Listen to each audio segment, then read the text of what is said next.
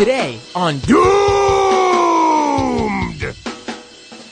Alright, today is the very first Doomed live stream, and I'm sure there will be technical issues running amok today. But, as you can hear, Michael Brooks is on the line with me. Michael, say hello to everybody. How you doing, brother? I'm doing good. Thanks for doing this. The first ever live stream for Doomed. And yeah, so let's do this. The song's about to end. We got a lot to talk about today in this week in review. And there we go. Look at that. You can see us on the screen. All right. Happy Saturday, everybody. Yeah, it's Saturday afternoon. An interesting time to do. You get me to do this finally when it's nice outside. Right, I know. Weekends. Right. Well, when I scheduled this, Ezra was originally what I thought was going to sleep over at one of his grandparents' house, but that didn't end up happening. So Romina took Ezra to the park while I did this. Oh man. I'm sorry. No, because I'm able to do the podcast when he's running around because he knows that I'm working. But I think if he saw people on the screen, he would come over here. That would be too interesting, right? Yeah, it would be something he would need to see what's going on. I need to come out there and visit you guys at some point. I think you should. Like real. You definitely should. Kind of crazy that hasn't happened. Well, that's life, man. I know. Life just gets in the way. You know how it is. I do. So, I know exactly how that is. I've spent more time in like Cali than in Queens in the last year. Which is weird if you think about it. Did you really? You've spent a lot of time over in No, I mean I've been there for probably 8 days, but Queens 1 day. Right. Well, that's what New York is like, man. Who needs to come out to Queens, right? Who needs to come out to Queens? Yeah. Unless you live here, of course. Right. So, Michael, there's a lot to talk about today. And, I really can't think of a better day, actually, to have done this live stream, this first one, on a Saturday afternoon than this Saturday afternoon because, for those who listen to the podcast, Doomed, I usually don't do a week in review. I usually, pick a topic, have a guest on, and we do 45 minutes to an hour and a half, anywhere in between on that topic. And of course, there's a lot to talk about on those topics, but this week, there was just so many things happening. And, usually when people say, oh, it was a crazy week, it's Trump did 20 different crazy things. But this week... Thank you, Kanye. Yeah. Very cool. But this week... I think that's my new favorite Trump tweet, I gotta say. But this week, it wasn't just 100 Trump things. It was the 100 Trump things plus 100 other things going on. So let's actually start with the good news because there's a lot of bad stuff to talk about. Yeah. So here we go. Yesterday, Kim Jong-un became icon for millennials everywhere when he inspired a generation and walked across the DMZ. Whenever someone tells you millennials are lazy, seriously, just show them that video of Kim Jong-un walking across. I know that guy has fed his uncle to a dog, consolidated power, repositioned North Korea. It's definitely he's active. He's an active little guy. Right. So people are saying that people are there's I'm not an expert on the Koreas, but I do know this. Donald Trump is not responsible for it, like many conservatives would like you to believe. I don't know if you saw. I was on I-24 the other day, and it's fun because they usually pit me against ultra MAGA heads, and this guy's from the satellite feed. He's like, I think Donald Trump deserves a Nobel Prize for averting World War III. And I was just like, yeah, all right, dude, whatever. Well, we should. But no, but you know what I think is going on though? I think that there's like a really serious point to make, and then there's some kind of like interesting speculation, and then there's some shit that like maybe we have to admit.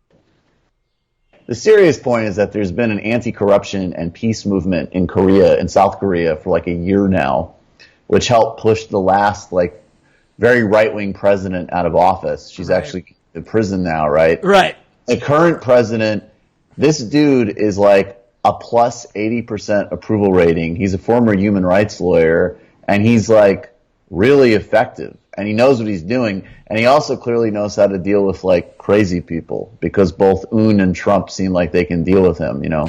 Right. And so, and then I think like obviously China is putting pressure on the North Koreans, but I have to say, like, I do think on some level, like, the fact that, well, it's also weird because like Trump clearly kind of likes Un and sort of like wants to have this deal. So like whatever his like craziness is, but all of his being like a lunatic and threatening fire and fury and stuff, I think like with the North Koreans, they were like, oh, okay, well, we thought like that thing was like our job in this game, but I guess like he's the fucking lunatic now. Okay. Like we'll you know, so, but I think that what's really like my read of Kim Jong-un, and it's like, you know, it is a really brutal and cruel system. Like there's no doubt about it, right? Of course. And yeah, but he is like almost everybody else in the world. Like, you know, he's not crazy, and he's actually basically like. What's weird about it is that this scenario has actually been exactly what he's been demanding the whole time. So played it pretty well. And, you know, I think that it was inspiring, man. Like, I mean, watching that yesterday was, like that was one of the most like, you know, I think that's like probably the greatest sense of, I mean, actually since, you know, the Iran deal, yesterday, I just as a side note, Rouhani roasted Trump. He did he? And it's like, what's hilarious is that Rouhani looks so like he's so, you know, he looks just like a grandpa kind of, but Farsi sounds like there's something about the language and his tone of voice, but the translation is literally like, he is a man who knows nothing. He has no legal background. He has no political background. He doesn't know anything about international treaties. He is a merchant, a builder of buildings. What does he know? Right. I'm like barely paraphrasing, dude. Right. It's hilarious, man. And Trump likes getting negged, so maybe that'll work. Maybe he'll be like, you know what? Rouhani took some shots at me. He's a good guy. Yeah, it's weird. I've always had you know, a respect for this one part of Trump, where I was hitting him on Twitter for years, man. Just every tweet, just like before all those resistance people started doing the 20 tweet long Twitter threads. We're like, how dare you, sir, resign? I was doing like, hey, fuck you, buddy, like stupid shit like that. Right. And you know, he never blocked me. I was always waiting for that block, but he blocks those people. He blocks the resistance guys who go like, where is your decency, sir? So maybe he does like, he's like, these people are just annoying, block. That guy curses at me all the time. I respect that. Wait, that's kind of an awesome Trump theory. That if you're just like, how dare you, sir? You are an insult to the Republic. But if you're just like, where'd your balls go? What kind of ass is that? Oh, what's the matter, you little bitch? You don't know how to shake hands or something? He's like, gotta admit, that's a pretty good Twitter game. I think he would think that way. His weird mind, you know, the weird ways he thinks. I think he'd be like, that's a nickname I would use. I'll hand him that, you know, something like that. I thought Rouhani was the Iranian Obama, but then he took some shots at me, and he's a tough guy. He's a tough guy. Tough guy. Gotta respect it. Also a good guy. Sometimes. Can we also, before we move on from this Korea thing? Yeah. Can we also give Kim Jong-un some respect for the meme game? There's no way this guy didn't know that having 20 bodyguards run with his car wouldn't be the biggest meme on the internet. That's why. There's no other reason to have these guys run with your car. You go to yourself, I'm going to take over to the internet today with this ridiculous fucking thing. You know what annoys me about those things, though, is that there's always like a certain kind of person, including like, I'm throwing shade like almost specifically at somebody that I'm like friends with, but there is like a certain kind of person that like it looks crazy and ridiculous, but there's always like this like, well, this is how I want to come into work. And it's just sort of like, no, you asshole. Like, stop it. Like it's, you know what one of my biggest pet, like, fucking irritants is when people, like, it's like simultaneously you're nowhere near cool or ruthless enough to pull that shit off, and you're making light of a guy that, like, you know, is responsible for, like, probably, like, thousands of deaths. So it's like, on one hand, it's like, get the fuck out of here. You're not all. Oh, wait, sorry, you were breaking up a little bit. Just go back and repeat what you just said. Just a little, couldn't hear you. I'm just saying, like, get the fuck out of here. You're not some baller. You don't, like, you're not, there's no one's running next to a limo you're in. Stop it. And then on the other hand, it's like, I don't know, this guy's like a man, you know, he's very cruel. It's a very cruel system. So it's like, I hate shit. There's so many people, man. They're so like, they're like, I don't know how to describe it. They're like too fucking lame to actually really be bad, and then like fucking trivial and cynical enough to actually trivialize really bad shit, and it like super irritates me. Right. No, I mean? Totally agree with you. No, but I think though you're right, dude. I think that when I saw him walking across the DMZ, I was like, oh, like this is also his way of being like, yeah, like, you know, I could, you know, like this whole thing can look as ridiculous to outsiders as you want it to, but like I've been trained to do this shit since I was literally a baby. I like went to boarding school in Switzerland. Like, I think I know what I'm doing. Like, that was the whole vibe I got from him. Like, he's like strutting in his mouse suit, and it's just like, oh, right. Like, this kid is pretty clever. And I say kid because he literally only like he's like a year older than me or something. Like, it's insane. Like, I mean, I think he's actually pretty savvy. Again, in a totally ethically neutral way. And it's just like, you know, because everybody's here like, oh, he's, you know, look at his like dumb haircut and stuff. And it's like, yeah, I think actually this guy kind of knows what he's doing. One second. Got a little bit of a tech issue. All right, cool. Let's go to the next. Good? Yep, fixed it. Good? Let's go All to right, the cool. next. Let's go to the next topic. I think, you know, I think we covered everything you need to know about Northern Korea and South Korea. That's what your mom said. All right, so let's go with the other little bit of good news, and then literally this is probably the one last bit of good news before we get all to the terrible things that make you feel doomed. Like that there. So, Do like that. Bill Cosby is going to jail. Hopefully. Hopefully. I actually don't think he will. But he Really? Yeah, I don't know. I think someone like that always finds a way, especially when you're in that you're 80 years old, and I think I mean I hope I'm wrong. I just think from, you know, just from what I've seen, he'll find a way. Or he'll No girl as pretty as you should be as awake as you are. Dooba-doop. But it's got to be like, you know, people all the ways people were framing it with, you know, the fall of a TV icon or whatever. Please give me a break. How about like a positive headline where it's actually like, wow, these women like won. They were able, or just like finally basic justice for someone who's like a arch like criminal who's literally gotten away with some of the worst conduct imaginable for decades. I mean, I don't know. It's just, but I'm not going to blame people for finding it to be really depressing. Like, it is, you know, and it's like, you can't,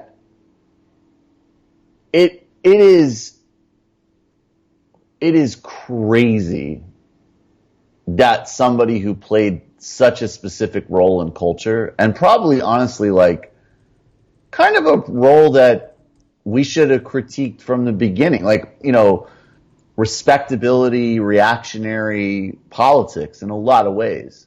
But the guy who literally from like the 60s through the 80s was like, you know, like it or not, and in ways that are like a problem, did like a massive amount for like African Americans in the entertainment industry, public perception, like polling done on the Cosby Show and racial perceptions in the 80s were like just, you know, it's not like, you know, because it's like there's no, like, Harvey Weinstein doesn't matter to culture in that way. It's just like, you know, he's just some pig who did this stuff. Like, I get what you're saying. I get what you're saying, but I think like fuck Bill Cosby. He should have been in jail probably going back to the 60s, because I think that's probably when he started doing this. I have no doubt he's a serial predator rapist. I even think like there might have been, I have no idea, but like I look at these stories and I'm like, I'm amazed that he didn't like, you know, kill one of these women. Like, right. this is like a dark, evil, twisted thing. And I'm also really interested in like, I find it hard to believe that there are other people in the industry that didn't cover for him.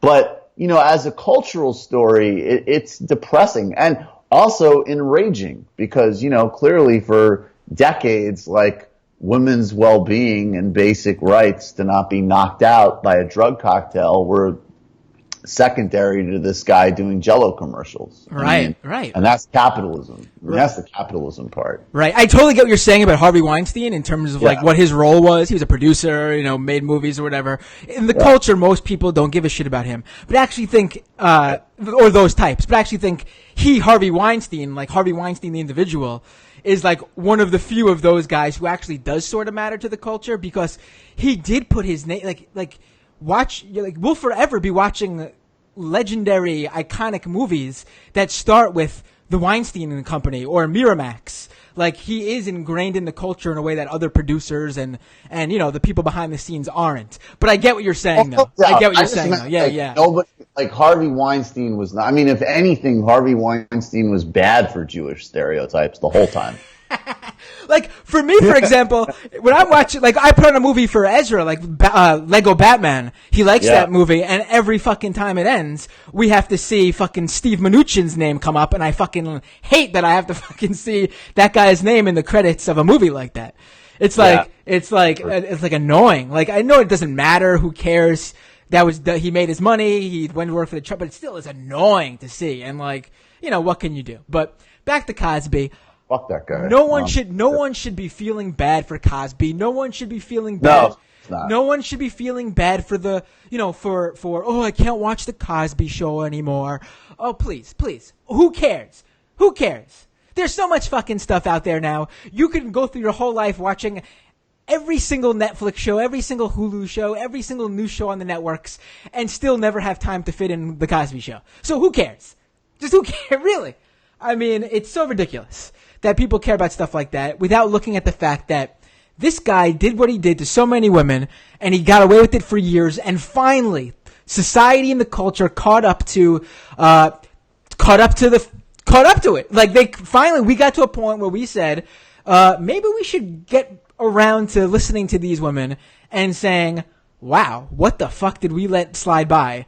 Yeah, let's do something about it. Yeah, I mean, obviously, first and foremost, you know, yeah, I mean, the women in this case are obviously the most important people. And I want to say, like, you know, definitely, and I feel bad, I just don't remember her name off at the moment. But the woman who he's actually convicted of assaulting in this case, the woman who worked at Temple. Right. She stayed on it for a really long time. And she also, you know, I think she first, like, the first stirrings of this, I think, were like in 2006, and that was because of her. Right. I think Andrea Constand. I think that's her name. Yeah, Andrea Constand. So you know, yeah, it's and I don't, and I mean, I also though would make, like, I mean, I think in his case, it's just probably too hard for people because, Dr. Huxtable and Bill Cosby were like considered to be the same person. And obviously, like, his crimes are just so egregious and disgusting. Like, I'm sure people can't overlook it. But at the same time, it's like, I don't know. I mean, artists and comedians and whoever, like, just because you have talent and just because you have ability doesn't mean you're not like anything from like, a fucked up person with some problems to like, I guess in Bill Cosby's case, just like a sociopath and a monster. I don't know, but yeah, I think like if somebody wanted to have like a cultural conversation, about Bill Cosby and what he meant and how this is played out and how it's a tragedy, that's legit. But as a man and in this case, I just think anybody who's, has any basic decency would be happy that, even just on the basic level, like this guy needs to go to jail. Sorry, you broke up a little bit. Just go back a little bit. No, I'm saying this guy needed to go to jail ages ago, not even out of punishment, but just literally so like, people were safe. So, of course. Of course. Yeah. I wonder how many, I guess you really can't tell, if we were at this point. We're still not at the point really. We wouldn't have, like at this point, even in 2018, if the first woman who Bill Cosby did this to came out and said he did it to her last year, and that was the first we heard of it, it's not like this would have gone to court and something would have been done right away. So it's not like we're there yet. But I do wonder, like, if we were at 2018 when the first woman happened all those many years ago, how many would he have done this to before it stopped if we were living in this new age? Like, where we do believe a woman, I guess by the time the fifth or sixth woman comes out, that's when we'll say, maybe they're saying something that we should listen to. Yeah, I think that's true. I think the culture is changing, but I also think that, and maybe this is just where I'm really cynical. It's like, I think though that like with him it reached critical mass, but I just think it's also interesting that it seems to me that in a fair amount of cases it's like, well, he's not, he's not in the center of the action anymore. So there isn't the same kind of infrastructure to protect him. So I don't know. I could just be being really cynical, but right. So let's go to the horrible news of this week, and there's lots of it. But segueing from Bill Cosby and the Me Too movement, let's go to this latest revelation about Tom Brokaw. I don't know enough about that one, to be honest with you. So you know what? I think it's fair to say we're still learning what happened. It just came out. But again, we have this moment where these women are coming out and saying that, this stuff happened to them. And right away we have certain people who carry weight in this world put out a letter immediately defending Tom Brokaw, saying he's always treated us with respect. Like, whoa, come on. Like, let's give these women a second. Let's look into what's going on before you come out and say that's not possible that this happened. What was he accused of? Like, I've literally seen the headline. I don't know. Now, again, not Cosby level, but I'm just talking about Me Too movement. Again, you have to. I do think it's important to obviously say, that this is what they did because they're not all equal. For example, Louis C.K. did some fucked up shit, but he's not Bill Cosby. Like, and I'm also like, to me, like, more I've dug into Louis, I'm like, actually, I think that there's a bigger element than people want to acknowledge of just like a guy being shamed for having like a weird, sexual desire, which was engaged with consensually. Like, to be honest with you, there are stories though where it wasn't so consensual, where he, the one where he blocked the door and they couldn't leave. There's some of those. I've heard, like, we'll see as that gets like further report. I think the problem is I do think there was a point where it started to become like, first was the thing where, behavior which was totally wrong was still getting conflated. Like, that was the first thing where it was like, okay, like, there are distinctions here between like, somebody being like a bore and an asshole versus somebody being like, a fucking arch criminal who needs to go to prison immediately. Right. And then there's also like, questions of, I think like looking at this as like a labor issue, because I think like if you looked at some of these other stories, like some of these people like Charlie Rose, it was like, I read an account of one woman who like, he actually wasn't inappropriate sexually with, but he was just like a fucking bully and an asshole. And there's like a much broader conversation I think that we can actually have about like hierarchy and workplace abuse and union power and capitalism. But I do like I don't know. I just don't know enough about the Brokaw thing, but I do wonder like, what I'm saying is maybe we should give it, like a week or two before, who came out? Rachel Maddow and Andrea Mitchell and Maria Shriver. Like maybe you should all just give it a few days, a week or two, and let's hear some more. Let's really get to the bottom of this stuff. Let's hear from the women. Let's get more things out than just what we have so far, which is still just a handful of news outlets covering the reports. Right. Let's give these two women who came out a chance to say something, to tell their story before you guys come out and say you didn't experience this. I mean, obviously you didn't experience it if that's what you say. Not every person who does this to every single woman they meet. I mean, I think there's a distinct, like, I think that is a weird frame, like to say like, well, I didn't experience this personally, so whatever. Exactly. That's my point. That's my point. I totally agree with you. I think at the same time, like, I guess I haven't, like, I could see that it's like, now it's an environment where like, anybody can sort of like say and put out anything and the repercussions can just be like in a blink of an eye and fast. Right. So I understand why people might like want to basically circle around a colleague and a friend. Right. Well, here's an example. You know what I mean? When this Jamie Kilstein stuff came out last year. When this Jamie Kilstein stuff came out last year, I didn't come out and defend them because the stories that came out didn't look good to me, and he was silent. So I thought to myself, shit, if he's being quiet about it, what else is going to come out? Is Jimmy Kilstein a rapist?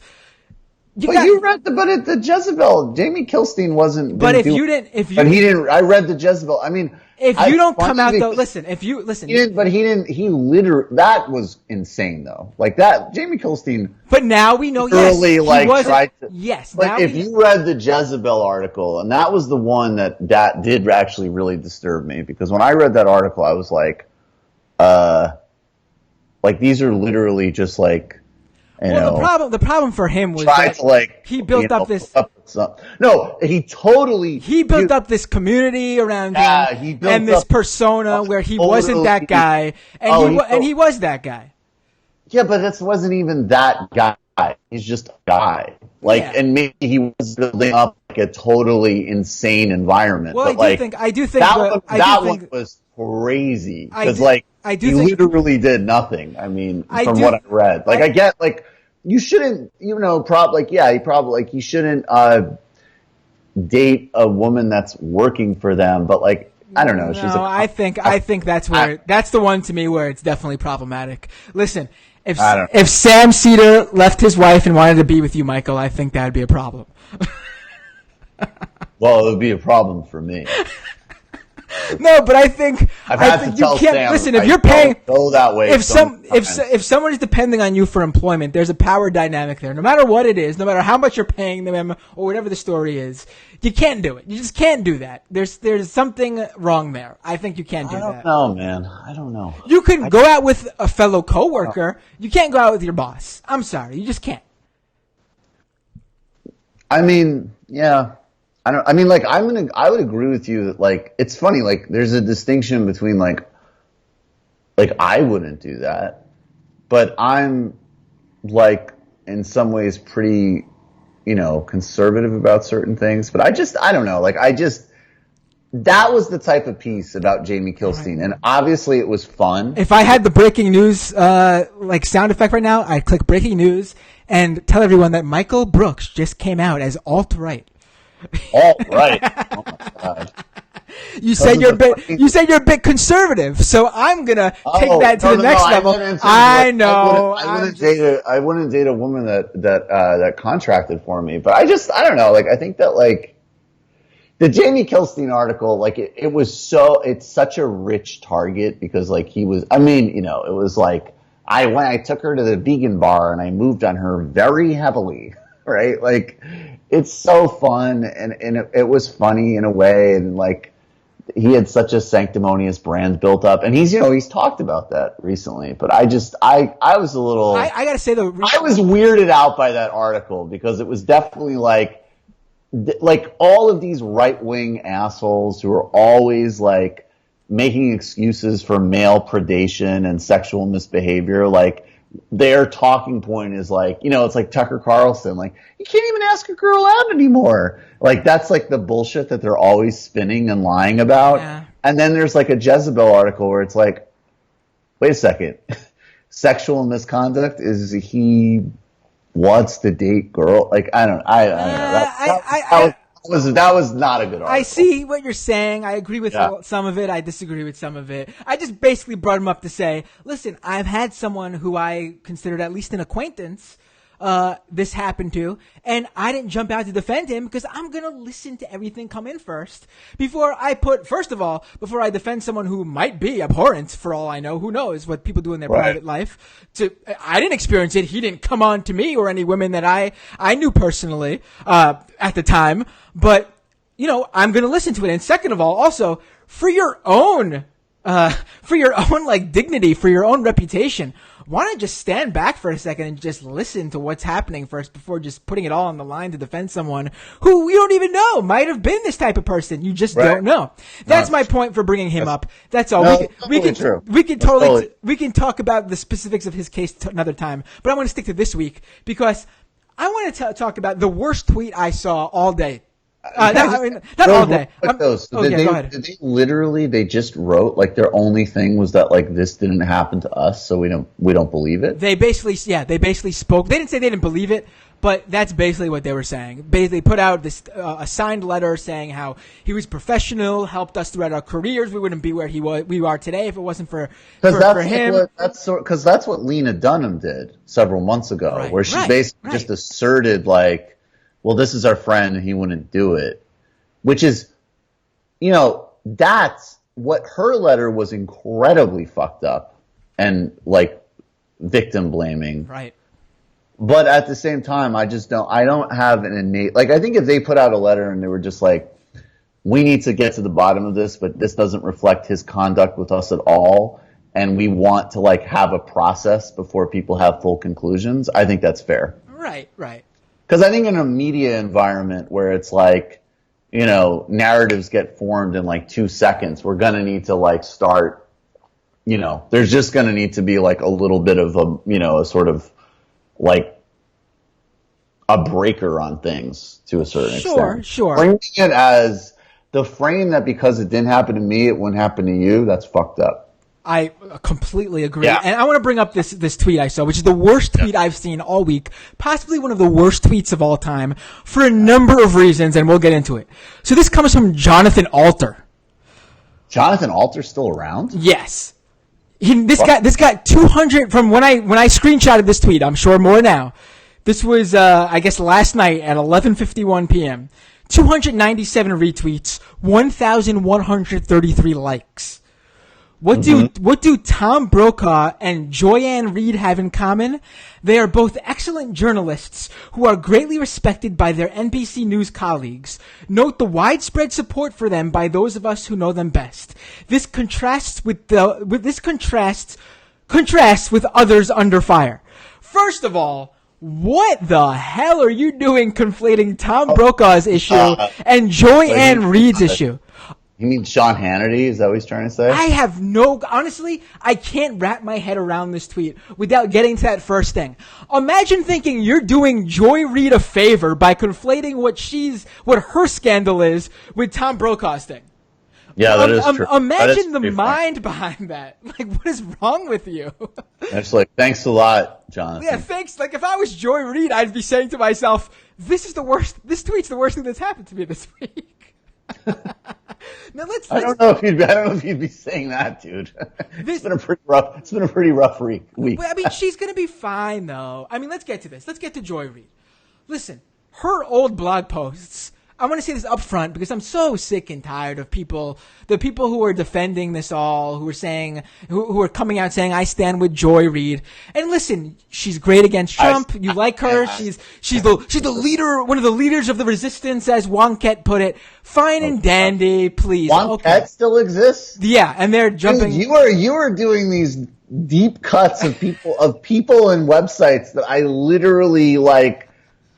I have, it's not even like, I just have forgotten. Listen, actually, I've really had very little. You're the second person.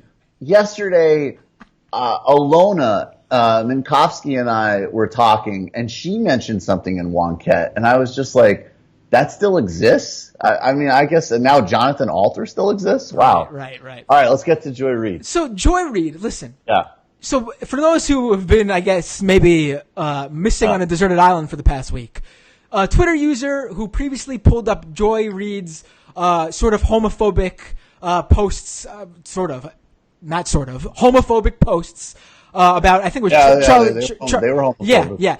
Sometimes you just regular conversational words. I usually say sort of, but in this case, that means something else. So no, not sort of. Homophobic posts about Charlie Crist, who was he was running for governor of Florida. He used to be the governor. Yeah. He was governor. He was governor, but he was running for something at the time where she posted. Yeah, I don't remember. Yeah, so she posted these homophobic blog posts about him years ago. A Twitter user found these in December. She came out, owned up to them. She said she was a changed person, and she apologized. That's perfect. That's what you should do. That's how you show that you've grown. That's how you show you're a progressive. That's how you show that you now understand what your previous thoughts were wrong and how you're a changed person and you're now a 2018 liberal, progressive, whatever you want to consider yourself. Not a leftist if you're Joy Reid, but, whatever. You don't agree? Oh, no. I'm sorry. I do agree. You made a face. That's why. See, that's where the problems. No. I made a face. I made a face because I got an annoying text. I'm sorry. No, that's all right. No, I think that, no. I'm sorry for also texting you while doing this. Yeah, Matt sends me annoying texts while we do live streams. No, I'm sorry I looked. It's just like a planning thing that I have to look at. But, no, dude, I think that, you know what it is? I think three things about this. But first, let's get to the problem first, though. The problem here is that the same Twitter user found additional posts. Ones that you can say are definitely worse than the previous ones. Very homophobic. I think they were. Oh yeah, no. The first ones were way more mild. Yeah, these ones were. These are like the first ones. And then there's also Islamophobic posts now. No, the first ones would be more like you could pretty easily be like, hey, like let's be real. Like it's not great, it's not good, but like this is a different time, and right. Like I think so the first ones would be like saying. It would be cool if you were better than your time, but you weren't. And now the new ones are like, oh, even by the standards of that time, this is really fucked up. Right. And first of all, that's like when you were the person saying, I apologize for who I was then. I was wrong. I personally learned a lot in the years since. That says a lot. That means, that really does mean something. But when you defend the person by saying, when you're not that person who said those things that were discovered, and you're out there defending that person by saying, oh, you have to understand, in 2006, 2007, that was the norm. Everyone was saying that. No, that says a lot about you for thinking that's a good excuse. You can't say that. Like, that doesn't mean that that's not the same thing as if it came from that person under the guise that they learned a lot. You're basically you're basically saying, though, that you yourself and everyone you knew were also like that then, so that made it okay. No, you need to add in that was horrible then too, but you're a better person now, and that's why it's okay. I think that, I don't know. I think three things about this Joy Reid thing. So, one, I'll just say, up top, I don't care. I mean, the reality is I never watched Joy Reid's show. I see that she tweets some, really obnoxious reactionary stuff, right. And she's the kind of quintessential, Well, she recently said on her show, I believe, He's like the neoliberal brokerage politics, which I totally oppose. But let me. Yeah, sure. Either on her show or in a post or something. And just, I think, the past few weeks, if not maybe a few months or whatever, she said how she's finding herself lining up with the Bill Kristols and the Jennifer Rubins over the people on the left, and that's where they're the ones who are coming out much more. But I agree. Yeah, so I agree. Like, she's got like garbage politics, and I'm totally into taking let's get at her. I think I guess in general, like pretty much across the board, I'm just a little sick of. I don't know. I just find the kind of like obsessiveness over certain personalities to be kind of like annoying to me. Unless somebody I think like really and I got to be honest, like I think Joy Reid sucks in a lot of ways, but I don't no, she's not Sam Harris. She's not Sean Hannity. Right, of course. She's not like. But even beyond. Let me just say. Yeah, sure. I just am kind of like, and I also think I can't it's funny because I'm so I'm really not with a lot of the like quote unquote woke stuff, but at the same time I just can't not see the gender and racial angle in this. Right.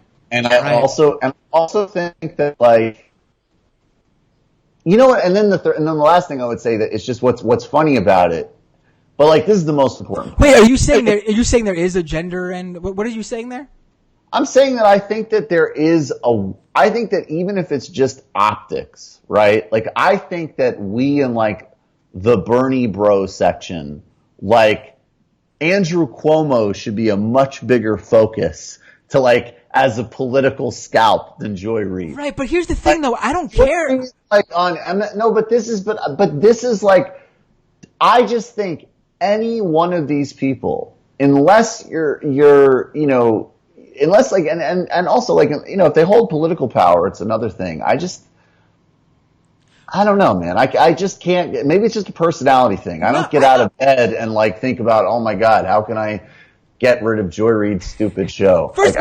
I don't care. Right, I agree with you on that point. But my issue with it, I don't want, even at this point, I don't want Joy Reid fired. She should keep her show. She should keep her job. I don't want. I don't want her to lose her job over this. Hands down, no way. Yeah. But what I'm saying is that I don't even care about those old posts. Someone dug them up, fine, whatever. You come out and you just by the way, I don't care. I don't care that Glenn Greenwald wrote garbage stuff about immigration. I agree. I don't care that I have actually some big disagreements with Glenn Greenwald about like Hillary versus Trump and this stuff. I think Glenn Greenwald is still hands down one of the best journalists and analysts in the game, and 80%, like he calls it really well, and even when I disagree with it, he makes a smart case and I want him around. So I feel like my default setting is like, unless people, and if they had political office, it's a different thing. And I have no problem with like dunking on people and calling out their bullshit constantly. I've called out Joy Reid's bullshit. But I just don't, I think that there is an element where it's like, it's a disproportionate focus on her relative to everything that's happening in the world, which unfortunately, and this is where I get annoyed, actually starts to confirm unintentionally some of the garbage that someone like Joy Reid would say. I agree with you. Joy Reid would say that like, we have a race blind spot. We have a gender blind spot, right? And then she would use that totally cynically to attack the agenda, the socialist agenda that America needs. But then when we are like 5-to-1 ratio of Joy Reid over Andrew Cuomo or Trump, it's like, well, you're fucking doing it. Like, she wrote some dumb shit. Ding her, mock her. She's already hurting her own brands because everything that she's done is fucking embarrassing. Like, although there is a serious point about this, which I want to say, which is that if anything comes out about me ever, I've been hacked. But that's what I want to get to. That's what we're not talking about. That's what we're missing here, dude. If that's where it ended, if the second wave of posts that came out this week came out, and she said, She didn't mean, she should just for optics say, I apologize for those two. What was I? I'm a changed person. Obviously. PR mistake. But you know what? I know who Joy Reid, I know who Joy Reid is now. Joy Reid is not that person now. You can tell, even if you don't like her because she's just a neoliberal hack. But she's not homophobic. Yeah. Right. But the issue here for me, and this is why people are talking about it, I hope, is because she's a face, like Wonket said, of the resistance. She's on MSNBC with a very influential, to that group of people, the resistance, a very influential 2 times a week morning show. She gets 2 hours on MSNBC Saturday and Sunday, and she went out, and no matter how much you want to defend her, no matter how much you want to say, let's see for this to come out, let's see what comes out, thing after thing has come out, evidence after evidence, and there's no other way to put it. She lied. She tried to get out of taking the blame and just owning up to those blog posts. And I can't for the life of me understand why, because she just had to apologize like she did previously, and no one would have talked about it for more than, I'm not even going to say a day, no one would have talked about it more than a millisecond after she apologized. She could have apologized.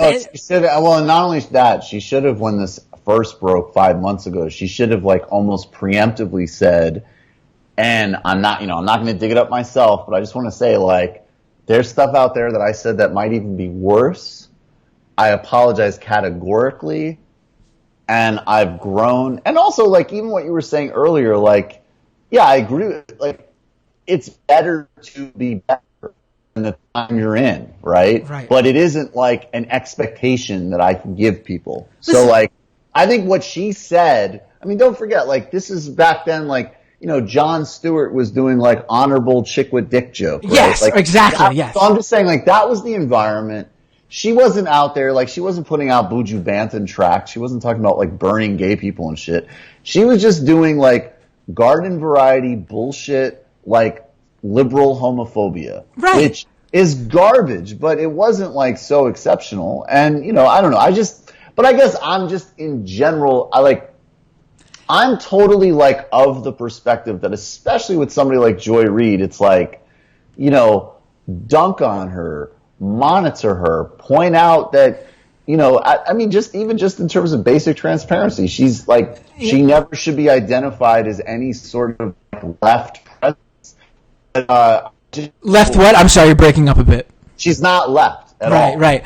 But I just in general, I'm just kind of tired of the our battle, Bernie bro versus resist. It's just all. It's such I agree. Bullshit, and I don't give a fuck. And most of these people are just mental cases. Listen, I agree for the most part, but maybe we take it from. But as me, someone who really, one of my beats, one of the things I cover most are these right wing media, right wing conspiracies. And we can't have someone on our side, even if you don't she's not a leftist, but she's anti-Trump, she's anti-Fox News. We can't have someone like that out there. We can't be railing against fake news and have one of our the resistance leaders spreading her own fake news to cover herself. It's so bad. And what's funny though is it's funny you say that, because I feel in some ways I feel I'm going really easy on her, but part of it is just Joy Reid is absolutely not on my side. She is, and I think some people are really wrong about this. Joy Reid is not a bigger danger than Donald Trump. No, of course not. No. Right? Well, some people I think actually seem to get into that real they get really myopic about this shit. But at the same time, Joy Reid is not she's not my politics, she's not my values.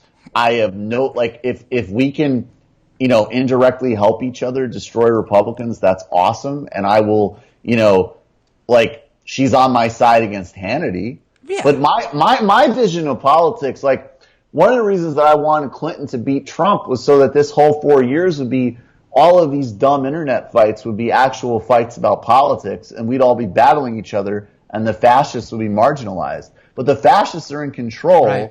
And that's the primary shit. Right. We wanted her fucking post from 2007. We wanted our own progressive marketplace of ideas. Yeah, right, exactly. yeah, exactly. So, I get you, and even the lying thing at this point, everybody's told a lie. We've all been there. Just, say, come out. But then she went on her show this morning, and they basically tried to make it about the blog posts and basically ignore the fact that she wasn't being truthful about whether she wrote them or not.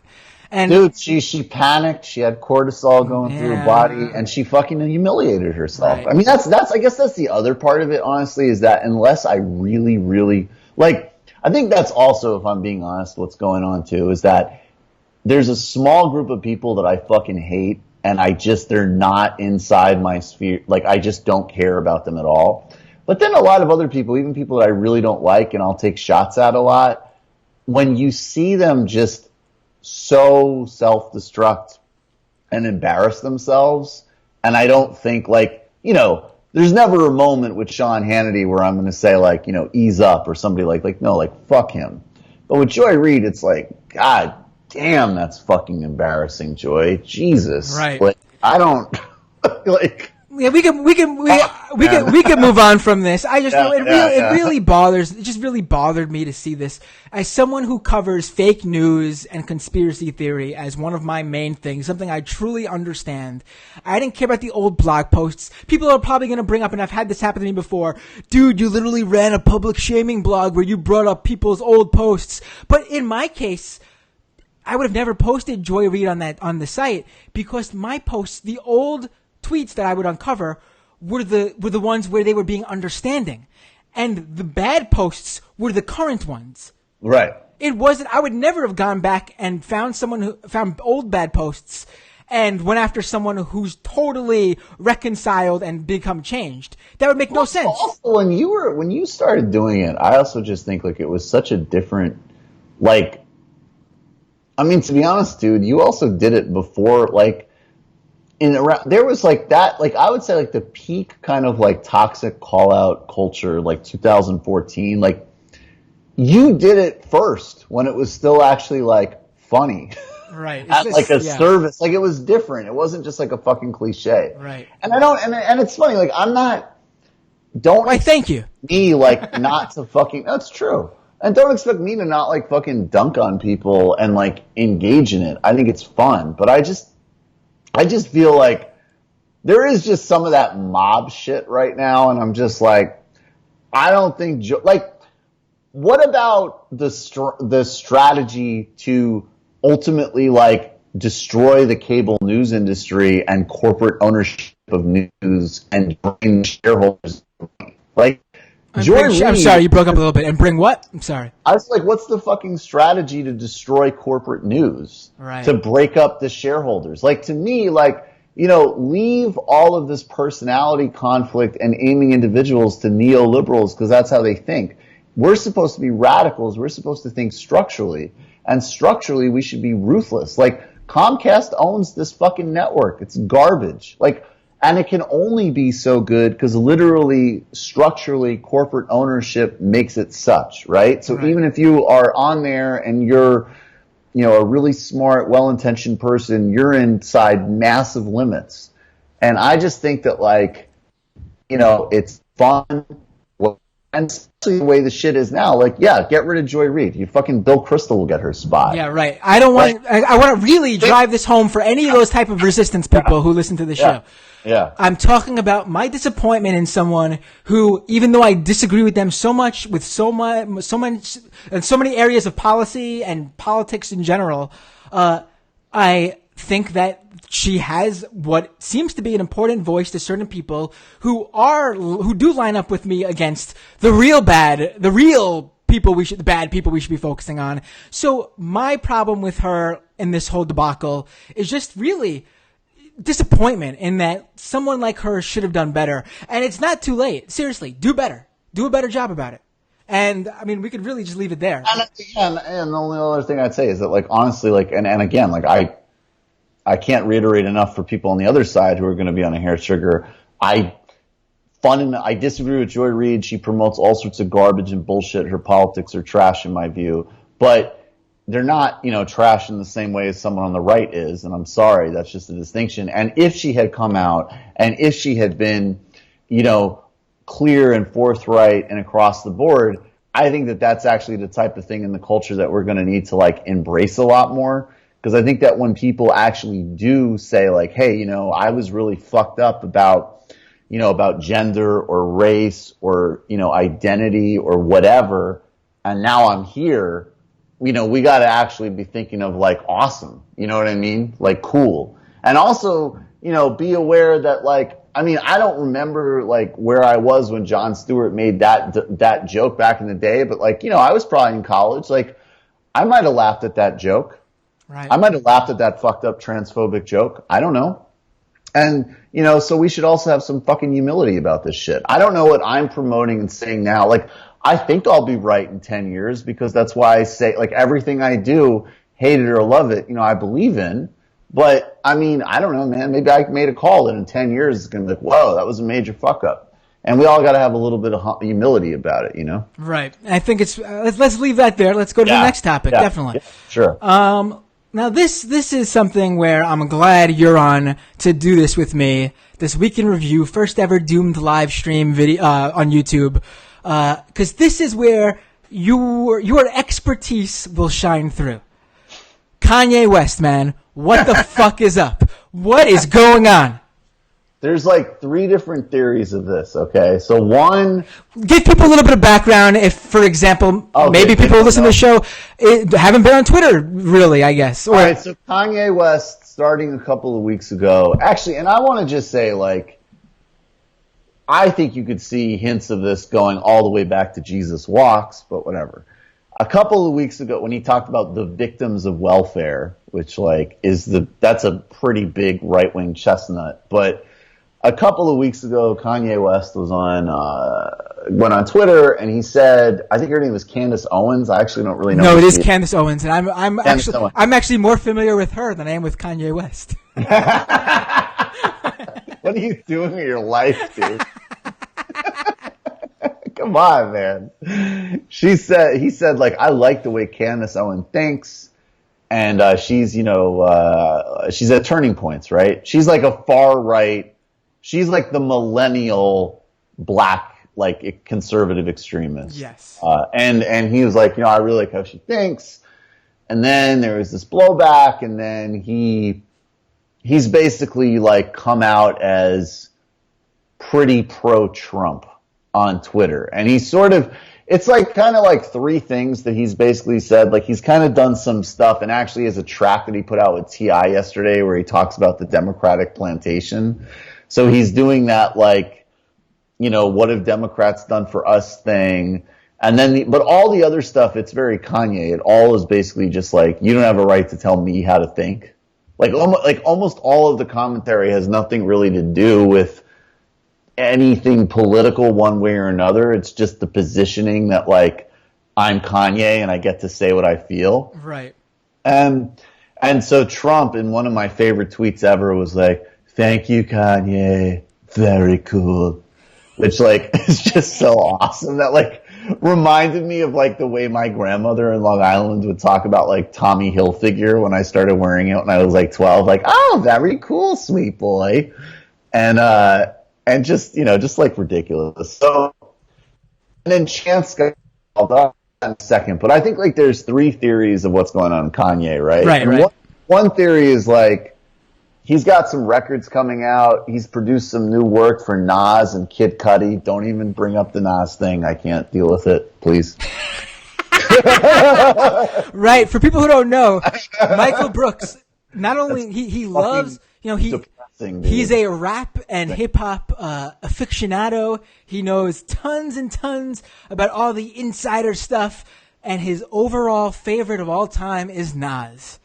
And dude, I mean, what we were saying earlier, great artist, you could still be a terrible person, or just even like a fucked up person. Right. Like, I don't know that. I mean, I don't know. That's just really depressing. I was booking a time with Waz on another thing, and he's like, "Yeah, that's cool. Also, Jay's a better husband than Nas." So I was like, "Oh, thanks, Waz."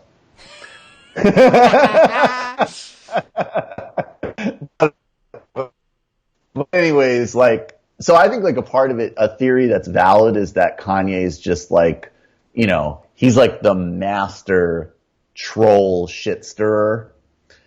And even like a couple years ago, like Kanye one time went out with like a Confederate flag denim jacket. Like he just knows how to get people pissed off and going, and he needs attention for his new records, right? Right.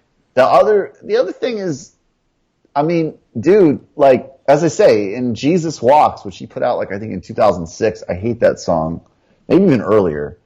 He talks about the victims of welfare. Like he's always had a certain and even going back to 2016, like he said he didn't vote, but he endorsed Trump. Like he's always been a little like conservative curious. And the thing is, like, that's funny about hip hop is like, you know, first of all, rap music is obviously, and it's a cliche at this point, but a lot of it is, you know, very capitalist, very entrepreneurially driven, and totally reflects like a broader neoliberal culture. So, I mean, I think that like, it actually shouldn't be that shocking. And then number three, I mean, Kanye is like, he is similar to Trump. I mean, it's another cliche, but it's true. Like, they both know how to manipulate media.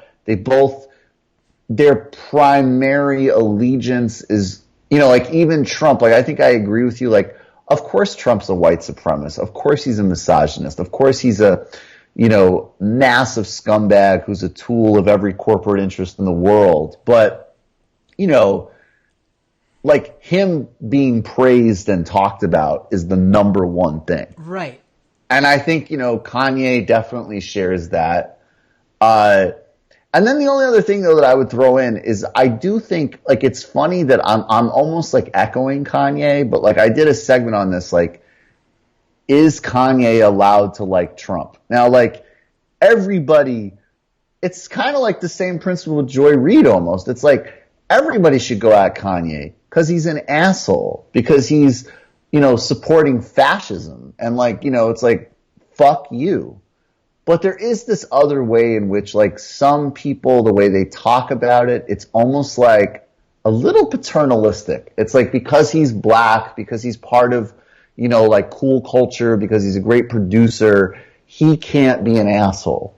He isn't entitled to his... And it's like the dude is entitled to think whatever the fuck and say whatever the fuck he wants. And by the way, the last thing I'll say, I am like the original person who's always said that Kanye is a great producer, he's a mediocre rapper, and all of his controversy shit is boring, and a bunch of like complex hype beast assholes have always tried to like convince me that Kanye is like a tortured genius, and I've been like, he's actually more a talented jackass.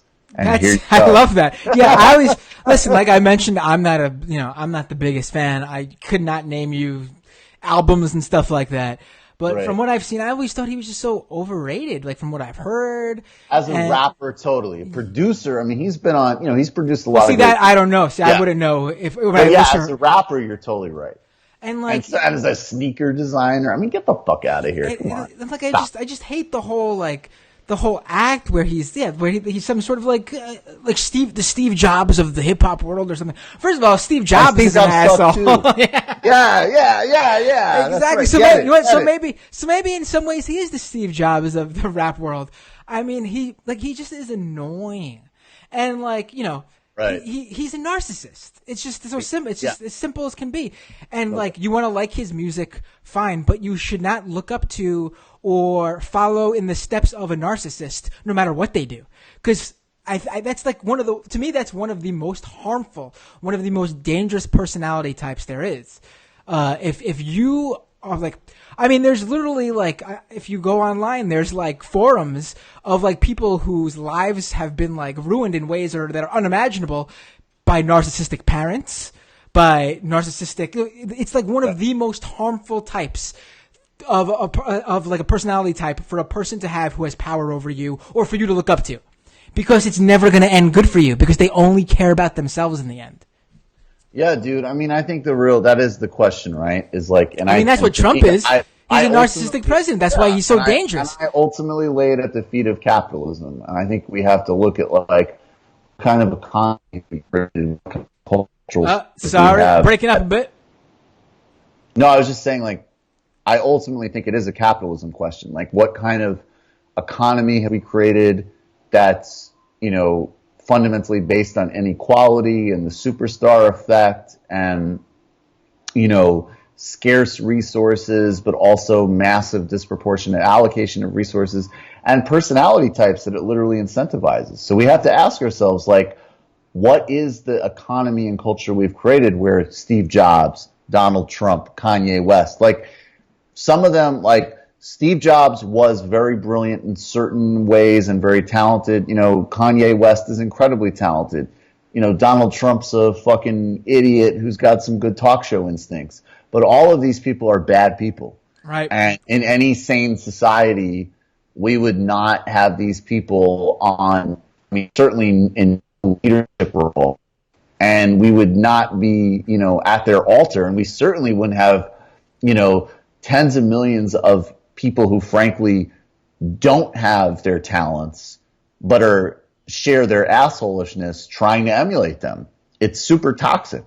Right. But, I think that's like the stuff that we got to go deeper into and look at how we design our economy and, and how we actually set things up, because, there's consequences to a, totally spiritually impoverished, market obsessed, marketized of everything economy, which is that, narcissism and sociopathy are desired traits. Right. To do well. And what was this Chance the Rapper deal here where he tweets out, he meant something different than I think the way it came out. He totally meant something different. Yeah. Yeah. But it was something that if you said it when people if you said exactly what Chance tweeted, which he said black people don't have to be Democrats. If he tweeted that, when people were going after Bernie Sanders isn't a real Democrat, then it would have meant something completely different than when he tweeted it, because he tweeted it when Kanye was literally saying, I'm a fan of Donald Trump. It just came out wrong. I kind of interpret, I actually think Chance might be a Bernie bro, actually. Oh, I think so, probably. But I think that what Chance, because then he apologized and made clear that he doesn't fuck with Trump. And I think what Chance was saying was the part of me that was just like, I think obviously he's friendly with Kanye. They're in the same industry. And I think that there was the thing that I said before, which is just guys, you're not, Kanye is not obligated to think how you want him to think. I think that's all he was really trying to say. And I actually agree. I also do think though that, when you're someone like a Kanye West, right, you have a responsibility though, to say that, I do think there's a point, there's going to be people who listen to you. And if you're a conservative and you're saying that, fine. I guess that's your goal to get people, to convince people that Donald Trump is your man. But is that what he's doing here? I don't know. I think what it is, I think it's the difference again. I think if you go at Kanye, even not like John Legend, but actually more you don't know what the fuck you're talking about and you're promoting harmful shit.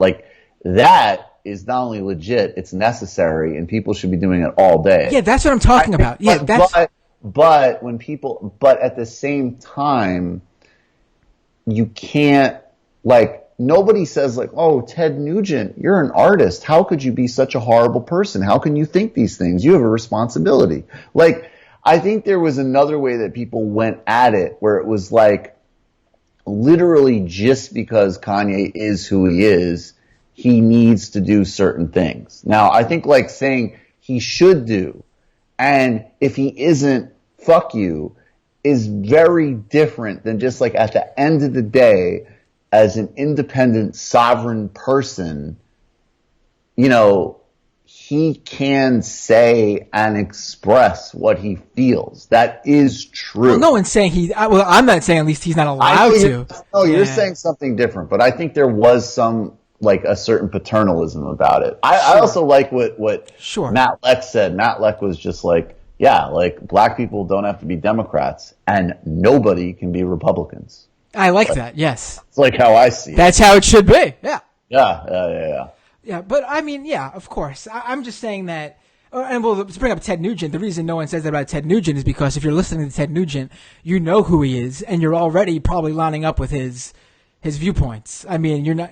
No one's tuning. I also don't think that like Kanye, like I don't think that there's gonna be like a fucking like Kanye is already like a conservative rap uprising. Yeah, I don't think so. I really don't. Right. I think Kanye is already like. I think I've talked to some people who are like more in that culture who are like, like, all right, well, I'm putting his sneakers away or whatever. And then I think other people, it's just like, yeah, like Kanye's a nutcase. And this is just like his latest version of being a nutcase. Right.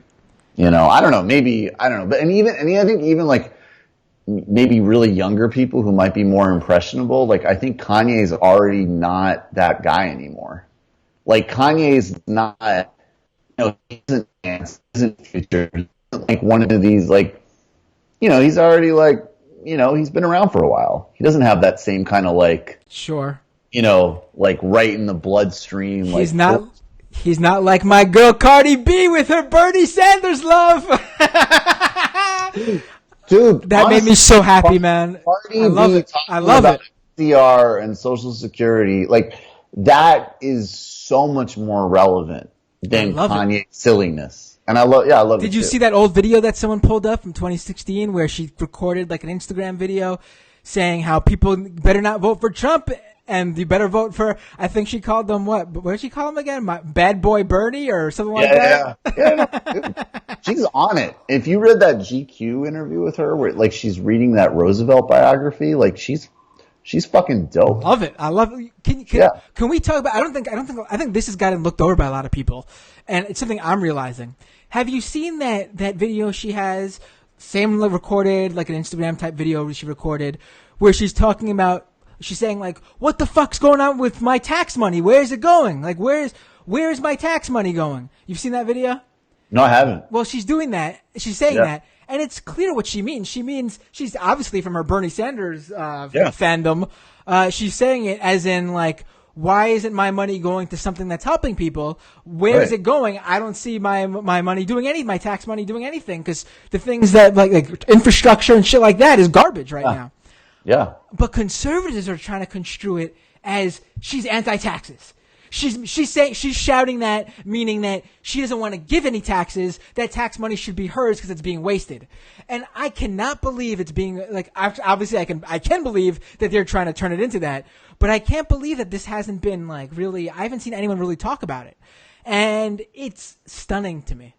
That that conservatives are fucking. They are such little babies about this shit. They are babies. They so like. Conservatives simultaneously are like, like, shut up, pass the ball, sing. Like, conservatives are always like, this is another way in which Donald Trump is just like the perfect Republican because it's like racist, bitching, whining, like, all like celebrities are idiots. And if there's like a woman or like a black or Hispanic guy, will be racist or sexist about it. Like, and then at the same time, they are so fucking desperate for like that they have fucking Scott Baio. Like it's just sad. It's just fucking pathetic, dude. One of the cool things about doing a live stream, is that people in the chat here on YouTube, like Theo over here, can correct me, and I'm thankful for Theo here for sending this.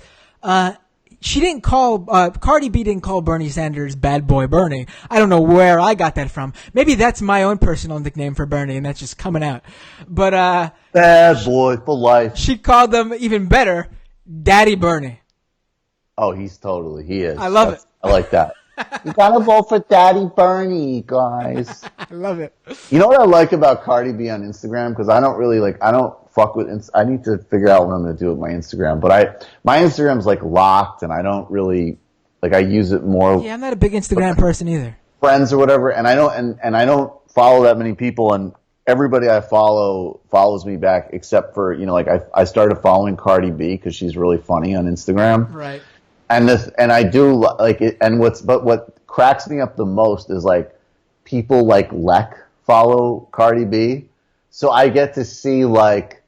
Cardi B's like, guys, Jennifer Lopez just gave me this new Versace purse. And then it's just like liked by Matt Leck. I fucking laughed so hard.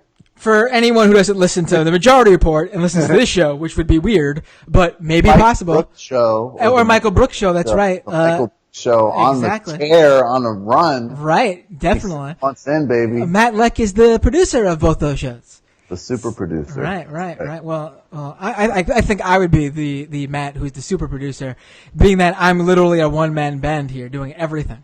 But no, you're the mega producer. The mega producer, okay. Yeah. Right. Okay, so I want to try something out here. Yeah, dude. I hope it works. And this is just for the advantage of people who are watching this live in YouTube over there. I want to try to see if one or two people can call in. Can you give me like 1 second? Yeah, sure. And then we'll do that? Sure. I just gotta, this is live stream stuff, so I just gotta go to the bathroom. All right, cool. So everyone listening, Michael's using the restroom. Thanks, Matt. All right, I'll be right back. All right, cool. So try calling into the show. This is a app I'm using that may or may not work. It's the first time I'm using it in the call-in capacity. Use Skype. You have to use Skype to do this. And my Skype name is Matt Binder, MattBinder. And just dial that up on Skype. Let's see if you could call in. You would join us on screen, I believe, if this app works as intended. All right. I know there's a bit of a delay where it comes to YouTube. And let's see here. All right, let's see. Let's look at the YouTube chat and see if this stream is caught up with the call, with my call for calls, I guess you can say. All right, everyone in the YouTube stream right now is overjoyed that I corrected, because Daddy Bernie is obviously much better than whatever nonsense I said. I'm going to start calling Bernie Sanders Daddy Bernie. And they're also now trying to figure out a name in the YouTube stream to call me. Being that Matt Leck is the super producer, I could be called an Uber producer maybe, or a hyper producer. And I think everyone is suddenly in agreement with hyper producer. That didn't go very long. All right. Is someone calling in? Let's see. Sorry, it took a minute. That's all right, man. I washed my hands. That's all right. We're still waiting. So let's talk about the next topic while we're waiting for people to see if anyone will call in. Maybe no one will. So if no one calls in, so why wouldn't you call in? It's crazy. Yeah, it's the first live stream. I'm looking at the views. We got about 23, 24 people watching live. It's not the most, but for a first live stream, I'm happy with it. So maybe people aren't calling in. It's cool. Let's talk about the next thing I wanted to talk about. Yeah. And that is, continuing with this Kanye stuff. Yeah, man. This is something that bothered me a lot. And so we all know how Twitter's had issues with harassment and all sorts of problems. And Twitter was horrible at responding to this. Nazis, white supremacists, serial harassers would run amok, attacking people with racist, sexist, misogynistic, horrible stuff. Sometimes straight up doxing people with their personal information, addresses, phone numbers, etc. And Twitter would just be silent. Yeah. Well, yesterday, apparently a couple days ago, actually, Candace Owens got angry that one of the Twitter moments, when Twitter basically compiles a bunch of tweets and makes a news story out of it, one of the Twitter moments called her a far-right figure. That's not true. She goes, far-right? Allow me to clarify. I believe the black community can do it without handouts. I believe the Democrats have strapped us to our past to prevent us from our futures, and I won't stop fighting until all black Americans see that.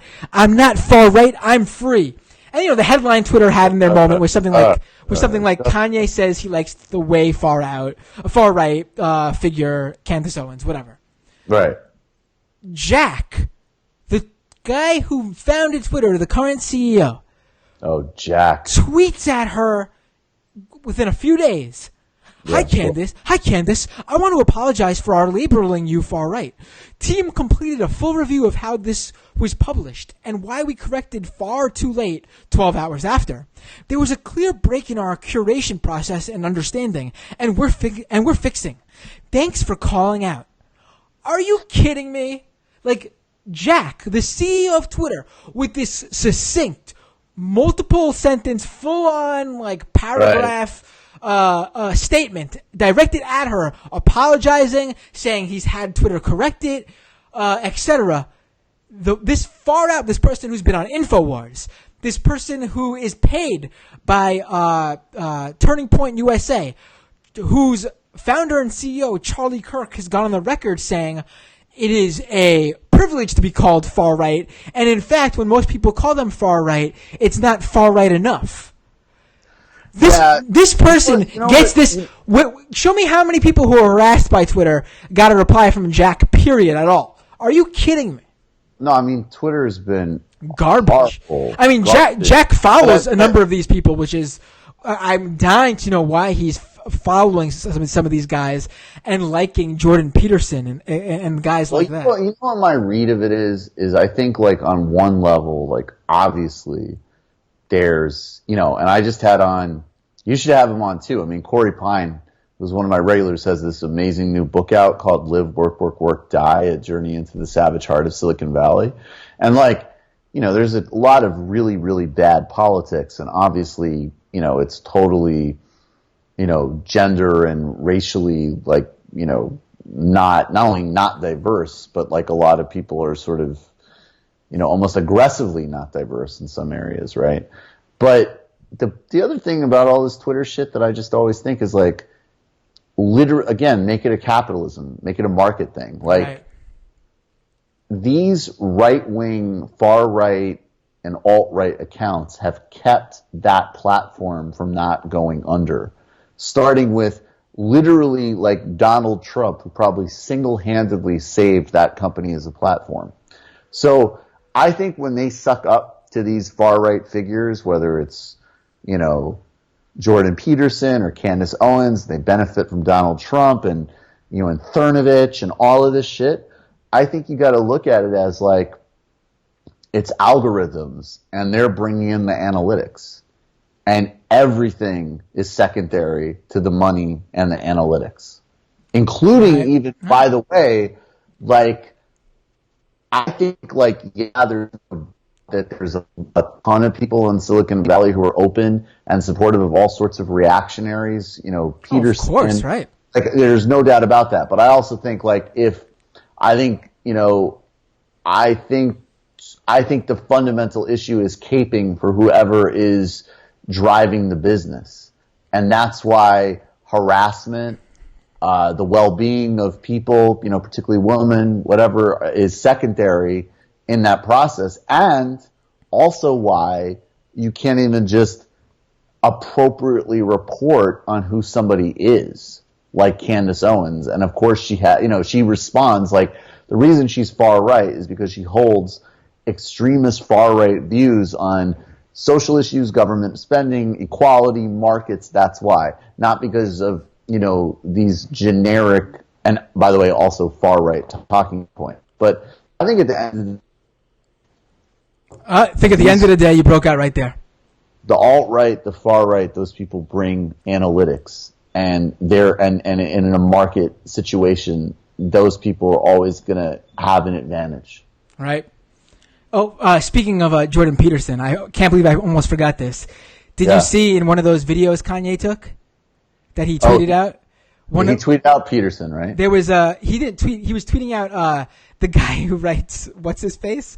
What's that stupid webcomic? That stupid webcomic. Dude. Yeah, Dill, whatever his stupid name is. The Dilbert guy. Dilbert, thank you. Oh, wait, look, we got an incoming call. Let's try this out real fast. That idiot. Let's do this. Hold on.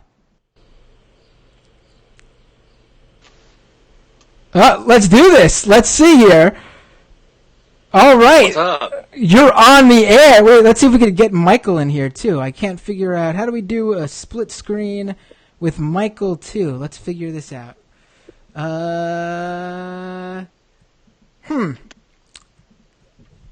Where's Michael? Let me see. I hear you, buddy. 1 second. Let me get Michael on the line here. Where's Michael?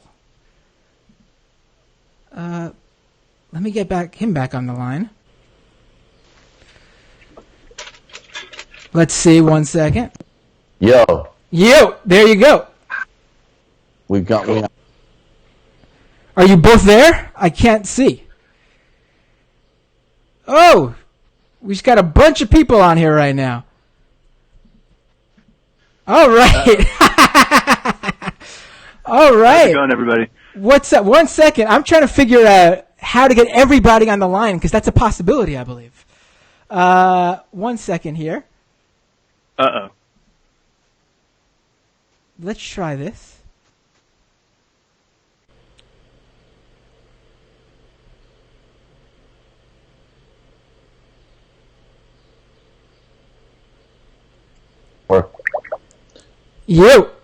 Yo, what happened to we just hung up on Theo? No, wait, hold on. I got to get everybody back. I'm doing this right. Look at that. Oh, I got the other guy back. We're going to get everybody on this call right now. This app is amazing. Yeah, 1 second. 1 second. Did you just say Skype is amazing? No, I'm using it. No, this isn't Skype. This is another app I'm using. It's specifically to get all you people live streamed via Skype. Very cool. Here we go. This is going to be cool. Very cool. This is going to be cool. Getting those hyper producer credits right now. Yeah. Hey, Jameson. What's up, brother? Hey, how's it going? Good, man. Oh. The sound of death right there. All right, well, let me tell this guy to call back in the chat. This is cool. Now I know how to do this. Thank you, Kanye. So cool.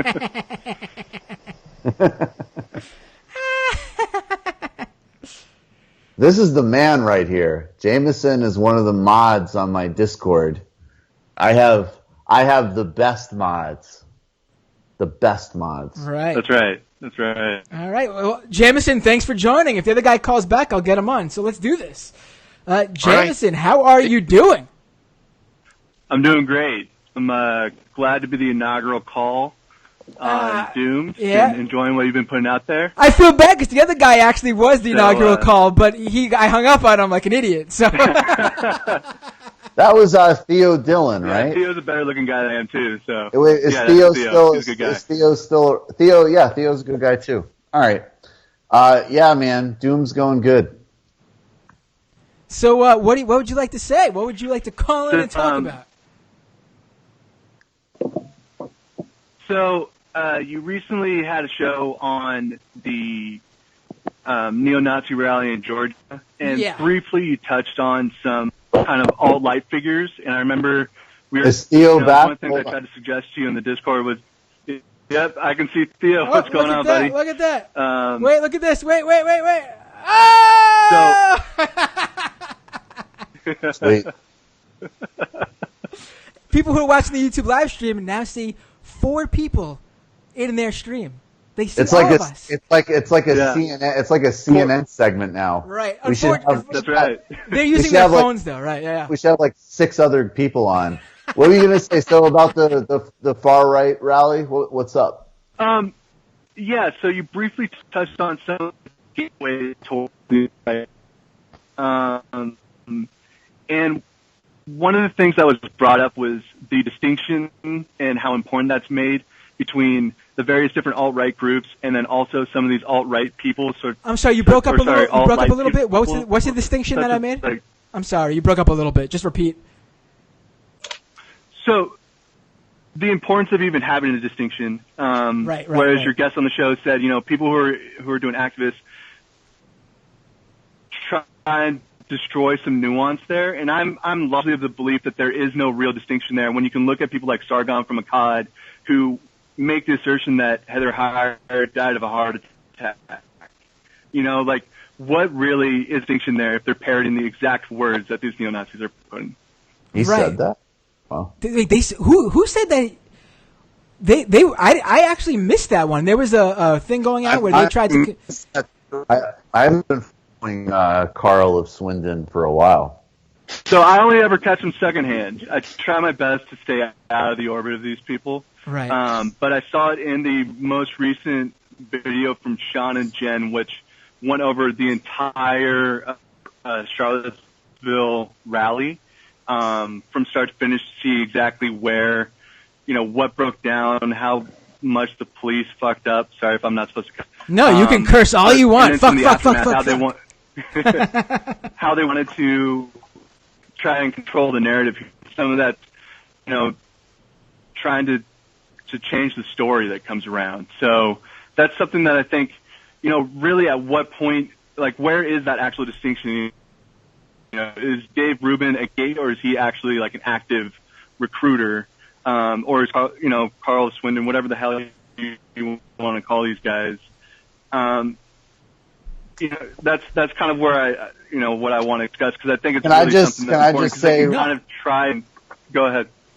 I just want to say real quick, I want to get Matt, you talk first, but whatever else we say about all these guys, one thing they do share is that they're all really, really talented. Sorry. Yeah. They're really talented. They're doing a thing. Yeah, they're doing. They're like every time they're manipulating something very specifically in like a really quasi genius way. So that's actually true, and they're fucking retards. Excuse me, I should not say that word. Sorry. I apologize. You know what? I just saw what happened here, and Michael Brooks was hacked. He did not say that word. I was hacked. That was Russia. I was Russia 10 seconds ago. You know what? I really wish, yeah. Wait, who's our fourth person on the call? For some reason, Skype's not showing me who it is. Theo. It's still me. Oh, it's Theo. Yeah. Oh, okay, cool. All right, cool. Y'all call me back, right? Yeah, you're on. Instantly. You're on. I couldn't see. So your I've been here. Right? Matt, what do you think? Do you think making those distinctions is worthwhile? No, I understood what Jack said. Jack from Mike, Jack Smith. Yeah. He was saying basically that the distinction isn't usually made by activists because it just makes things easier just to consider these guys all under one umbrella. And, if there's distinctions, maybe activists will feel like, I don't know, maybe they'll feel like one distinct subgroup isn't as important to go after as another. So it makes more sense just to lump them all in as one, because in the end, they're all, for the most part, as dangerous. And I do actually agree that, in terms of for activists, who join in for protests and marches or show up when these guys assemble, I do think there's an importance to just making life easy and just putting them all under one umbrella. And I'm talking about the people, who just show up. The people who put these things together, or the organizers, the people in the trenches, and beyond that, reporters, people who cover this type of stuff. I think in that case, it's super important for us to know the distinction, because there are people who at the very least, if you don't want to say their distinction in terms of their goal is any different, there's definitely a distinction in terms of how savvy they are, in who is more dangerous than another. Like, for example, those white supremacists who show up with the Nazi logos and the National Socialists, those guys are dumb as hell. They have no sort of media savvy. They have no awareness in terms of just how dumb they look to certain people. But then you have people like the Milo Yiannopoulos and the Lauren Southerns and the Mike Cernoviches and even the Richard Spencers, who are definitely media savvy and have an understanding of how they're viewed in the mainstream, and then how they're viewed in their own little worlds and their own bubbles, and then just the optics of everything. And those guys, to me, are truly dangerous. Because they do play the game. They get the whole internet landscape. They get how the mainstream media and even like alternative media covers them, and they try to portray different versions of themselves depending on who they're talking to. But they really are. They're not Nazis. They're like not that. That's the danger, is that they are Nazis, and they can use like the media atmosphere to convince people Nazis. Right, they can exactly. They like those guys out there going white power and marching around with the Nazi flags and everything. they don't, they think they're maybe making a difference in terms of, but they're not doing shit. They're jokes to most people. I mean, obviously there are people who may be white supremacist leaning who those people might convert, but they're few and far between. Someone like a Mike Cernovich or a Lauren Southern, they're convincing young people who are just anti-social justice warrior or think feminism goes too far. They're turning those people who maybe never have explicitly dabbled in white supremacism. Yeah. They're converting those kids into white supremacy. You know what I think though? I think that it's like we got to somehow get back to a point where we can. So, like, I think basically, like, Jameson, like, on a certain just sort of high-level view, I, like, basically agree with you.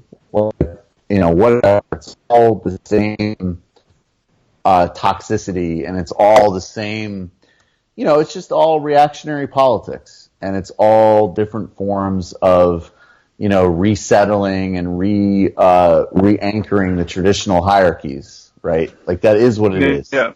But the problem is, and I think like this is where, like a lot of some of the work that I'm trying to do, and like what Nathan Robinson does when he writes those really good like takedowns of like Charles Murray or people like that, I think like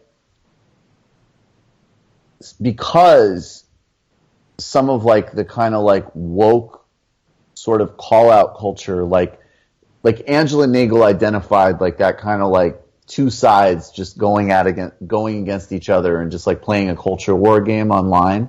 Now, it's not a false equivalency. Like as much as I critique the woke culture or whatever, it's obviously infinitely better than the Nazi right-wing culture, of course. Right. But strategically, you got to a point where there was too much like, even when we were right, like, well, self-evidently this person's making a racist argument, or self-evidently this person's making a sexist argument. Self-evidently, like I knew self-evidently years ago, like I dunked on Sam Harris before it was remotely fashionable. Because the things that he wrote about the Middle East and about Muslims were toxic and stupid and pseudo-intellectual and had disastrous policy implications. But at the same time, there's enough people, and it's weird, it's almost like the opposite of electoral politics, where it really should just be like, get your people out and make it happen. Right. But in these media spaces, you do actually have to think of like, who are that 10 and 15% that are like persuadable, and they're not persuadable by like logic, facts, and reason. They're usually persuaded by like style and presentation and what like makes sense to them. So I think like we got to get back to a point where we can earn the right in those people's minds to basically call people what they are. Because we got too used to like, well, this just, like that's why now it's like when I go after somebody like, Peterson, I've got to actually fucking to some extent deal with his arguments. And it's hard because of course for me, like I just want to make fun of the guy. And, because that's more fun and I think it's ridiculous. But there's enough people, and especially those guys like in the soft far right, play the game so well of like, well, that's not what I said. And we know like either you're full of shit or in practicality that is the implication of what you're saying. But there's enough people who are like, they respond to that, and that's why you see those failures. Like Kathy Newman's interview with Jordan Peterson was a train wreck because he kept saying, that's not what I'm saying. And it wasn't what he was saying. That other guy too. Like it wasn't. He owned that other dude. Because it just isn't what he's saying. So, I was talking actually with Bree Joy about this, and it's like, sit down with Jordan Peterson and be like, define identity politics for me. Not adversarial. I'm not saying anything you've said. I just like your definition. And then let's go down that road, because it sounds to me when you talk about Trump supporters and young men that are threatened, it sounds like you're talking about groups that you consider to be marginalized and under some type of cultural and political threat. Well, that's historically the origin of what you call identity politics.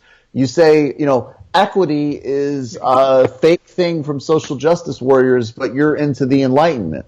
Well, where did equality under the law for everyone come from? That's a legal concept enshrined in Enlightenment documents. So, there's a lot of work we can do to expose these people, but we've got to, I think, earn the right to dissect them again, because even when we've been right, people aren't hearing it. Right. They're like, well, you just say that about everybody. And it's like, well, yeah, because it's true.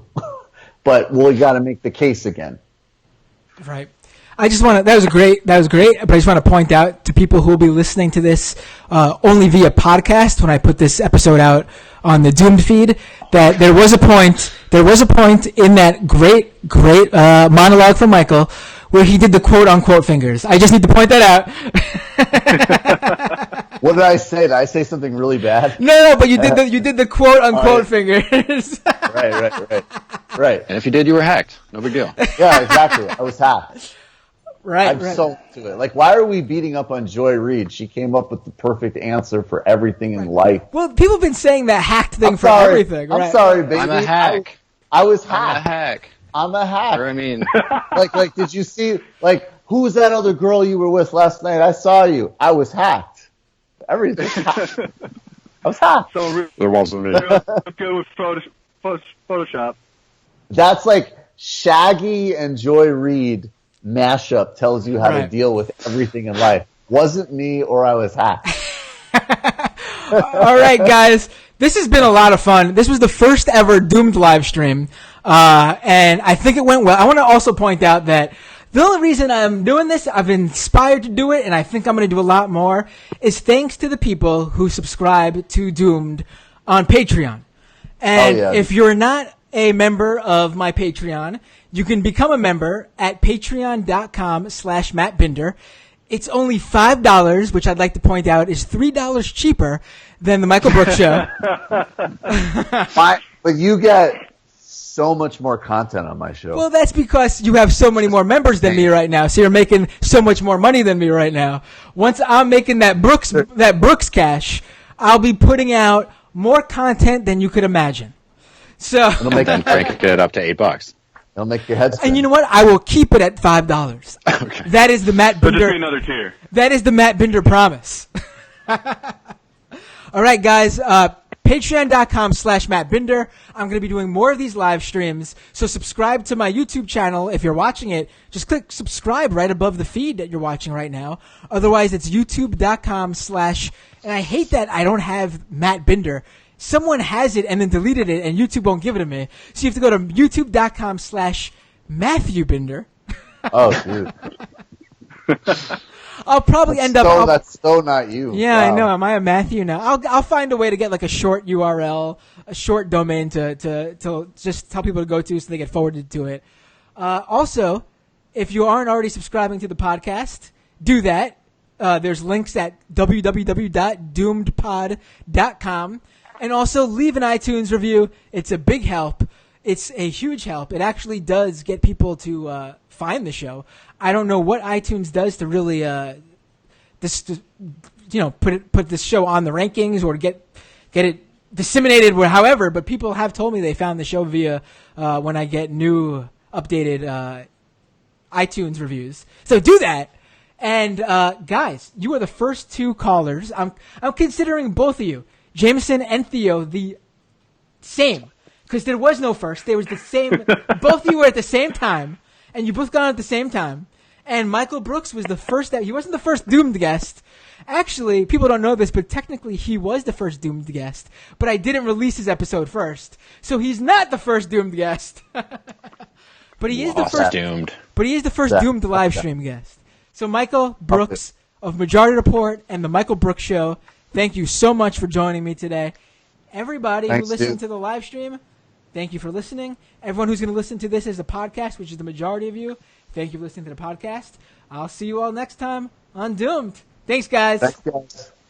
Peace. Thank you.